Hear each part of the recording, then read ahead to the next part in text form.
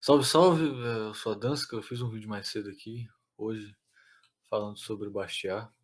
Eu queria continuar com mais uma reflexão, porque dessa vez acerca da vida do Bastiat, porque, em direto ao ponto, né, o Bastiat, como nós sabemos, ele era católico. E o Bastiat, ele também era, é, como dizer assim, um filhote do iluminismo ainda, né? A gente pode dizer no sentido de que, aqui, onde está? Bastiat nasceu em 1801, faleceu em 1850, morreu jovem, né? E, bem, o Bastiat era católico, o Bastiat tinha uma forte influência iluminista. E, especialmente para os católicos, o pessoal que, na verdade, o pessoal que costuma estudar história, né, e especialmente história da Igreja Católica, sabe-se que a Igreja, ela nessa época, ela condenou, né, o que a gente vai chamar de liberalismo. E muita gente confunde, né, o que é essa condenação ao liberalismo. E, assim, tirando os documentos do Concílio Vaticano II, que defendem uma série de medidas que antes se consideravam liberais, como a liberdade religiosa, a liberdade de consciência e demais coisas, obviamente que a interpretação que se dá à liberdade religiosa e liberdade de consciência são diferentes das que eram dadas antes. Alguns dizem, inclusive, que é uma continuidade da doutrina tradicional e que a doutrina tradicional deve ser interpretada de forma tão rigorista nesse sentido, né? É mais por causa dos ânimos da época, né?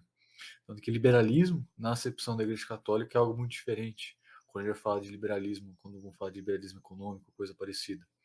Mas, nitidamente, o Bastiat, ele era um defensor, né, do que a gente vai chamar de liberdade de consciência, de liberdade religiosa, de culto. Né? A liberdade de consciência é, antes de tudo, uma medida que se diz respeito à educação, né, à formação das pessoas. Né?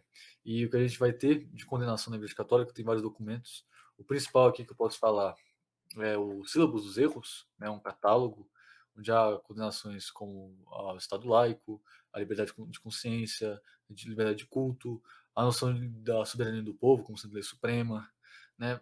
E só que o que é afirmado, que muita gente, muito especialmente os católicos, se dizem fascistas por aí, que vão dizer que o libertarianismo em geral ele é incompatível com a doutrina católica, diz respeito a não presta atenção no que a igreja afirma, né, ao condenar o que se chama de liberalismo, a condenar a tal da liberdade religiosa, a liberdade de consciência.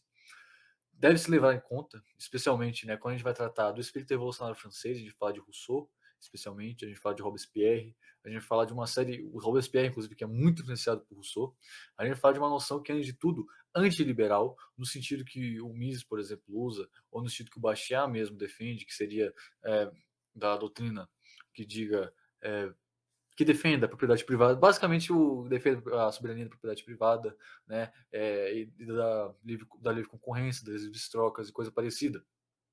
E eles têm de fato a liberdade como valor, muitos podem considerar até que eles têm liberdade como algum ídolo ou coisa assim, mas eu tendo a desconsiderar esse tipo de interpretação. É mais porque os ânimos da época de fato, né, invocavam muito esses nomes, liberdade, liberalismo, coisa parecida, que acaba caindo na boca muitas vezes, né, desses autores. Obviamente não vou reduzir tudo a essa narrativa histórica, mas esse é um dos motivos principais, creio eu. E, bem, o que se afirma, né, o que a igreja afirma, pelo menos, você pode conferir os documentos, procurar aí sílabos dos erros e quanto à cura mesmo também. É, o que é afirmado é sempre a independência da igreja, né, com relação ao poder civil, e não o poder civil poder decidir sobre matérias de fé. É, o sacro direito da igreja de formar as consciências, né, e também a autoridade pontifícia, a autoridade do Papa, a autoridade da igreja, para além de questões que tangem apenas a fé e moral. Ou seja, a igreja também se posiciona em questões de política, isso de fato ela se posiciona. Todavia, nós devemos lembrar também que a igreja não está atrelada necessariamente a nenhum esquema político. E por isso mesmo a igreja, esse é um dos motivos, inclusive o próprio Mises coloca de o cristianismo, de fazer parte do próprio corpo do cristianismo, não defender especificamente nenhuma forma política, que é um dos motivos de ter feito ele sobreviver ao longo da história. Obviamente isso é um motivo totalmente laico, né? Porque um católico ele diria justamente que, como por ser a igreja de Cristo, ela teria de durar até o final dos tempos, porque isso foi uma promessa de Jesus Cristo, mas historicamente mesmo, uma série de explicações laicas, né, do porquê da Igreja Católica ter continuado a existir e que isso não é incompatível necessariamente com a noção religiosa, né?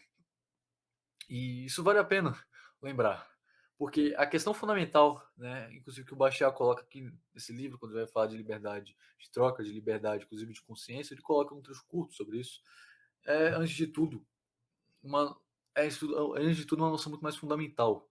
Não é, como católico, o Bastiat, não é e é esse o modo pelo qual eu acredito que um libertário deva enxergar essa questão da liberdade de consciência, da liberdade religiosa e de qualquer outra coisa que se chama de liberdade, que seria uma acepção de liberdade negativa, seria: é legítimo se utilizar da força, da coerção, para se, é, como pode dizer, forçar, de fato, forçar o outro a seguir, a não cultuar a religião dele, contanto que essa religião, né, obviamente, contando que uma religião seja uma religião pacífica, não uma religião que envolva agressão, né? É legítimo eu forçar um não agressor, né, a não, eu forçar um não agressor a deixar de cultuar a religião que ele está cultuando, contanto que seja uma religião pacífica, né? É, é, é, é legítimo se utilizar da força, da coerção, em última instância, matar alguém para enfim, é legítimo se utilizar da força, da coerção para forçar alguém a seguir a sua religião, a seguir a nossa religião. É legítimo se utilizar da força para impedir alguém que queira ter uma educação religiosa ou impedir, por exemplo, que os pais de uma criança coloquem seus filhos em uma escola de uma religião diferente da que você aceita. É legítimo se utilizar da força, né, para impedir isso, é, em última instância, né, de medidas como, por exemplo, é, retirada da guarda dos filhos ou coisa parecida. Isso seria legítimo? Essa é a pergunta que se faz aquele que diz que uma norma libertária, uma regra libertária seria contra o ideal católico, né? O ideal católico, obviamente, é que todos vivam conforme a vontade de Deus, né? Mas essa vontade ela só pode, como diria o próprio Hofbard, né? Nenhuma vontade, nenhum ato pode ser virtuoso se você for forçado a fazer esse ato. Você não pode ser virtuoso é, cumprindo algo forçado. Então, de todo modo, isso é no mínimo estranho para um católico admitir que o uso da força contra não agressores seja legítimo. Então não se deixem iludir, o pessoal que vai falar que anarcapitalismo é incompatível com a Igreja Católica. Isso é um esboço inicial de uma ideia, né, que pode ter muitos desdobramentos ainda, essa ideia que eu estou falando aqui para vocês. Porque quando as coisas são traduzidas somente em termos de textos, quando vão se falar de encíclicas ou coisa parecida, fica nisso, né? Fica em teoria pura, parece. Mas essas encíclicas, todos esses documentos, eles têm um campo de aplicabilidade, um campo daquilo que eles defendem. Não é um campo puramente teórico, é um campo da atuação política, é o campo da vivência, de fato. E não somente do texto puro, da teoria pura. Olha, aqui diz Aristóteles, o Estado surge a partir disso. Historicamente, como isso se dá, como isso se deu, não é? Qual é essa noção de Estado? Essa noção seria necessariamente compatível com a Igreja Católica? Ora, historicamente aconteceu isso. Obviamente que eu posso estender isso para depois. Toda a história, toda a observação de fatos históricos pressupõe uma certa teoria sobre os fatos históricos. Mas isso não. Mas isso é um nível mais primordial, entende? Eu não trato aqui então como vocês não podem, no caso, né, tratar as coisas como teoria pura nesse sentido. Você entende que você vê a consequência. A liberdade de consciência, a liberdade religiosa é condenada. Tá, o que isso significa?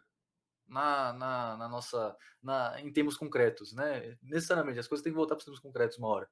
Em termos concretos, significa que eu posso forçar alguém a seguir a minha religião? Significa que eu posso forçar alguém, impedir alguém, utilizando a força, a cultuar a religião dele? É isso que significa? Não parece que é o que hoje a igreja defende. E não parece que a igreja defendeu isso em algum momento. Então, assim, há noções, né, o que a gente vai chamar hoje, a noção de liberdade religiosa, inclusive, que se tem hoje dentro da Igreja Católica, e que é tida pelos próprios tradicionalistas, e eu posso entrar aqui em méritos depois de textos antigos, como o próprio Tomás de Aquino, falando sobre imunidade de coação, a quem cultua outra religião. O São Tomás de Aquino, na Suma Teológica, ele tem um trecho dedicado aos judeus, falando sobre por que as sinagogas devem ser permitidas, por exemplo, falando do porquê que os filhos judeus não devem ser batizados de forma forçada, ou questões mesmo relacionadas ao próprio batismo forçado e coisa parecida. Então, o buraco é bem mais embaixo para esse pessoal. Não é simples, não é simplesmente você pegar um texto, né, de uma encíclica e dizer algo. Você tem que entrar, você tem que de fato interpretar o texto e dizer aquilo na forma de texto, de termos concretos, em termos concretos, de vivência concreta. Como isso se realiza? Como isso se realizaria, né? E como eu chegaria à conclusão de que isso seria incompatível com o libertarianismo?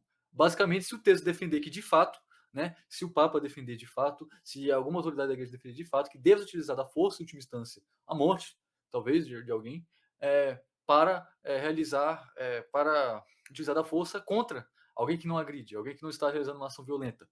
Né?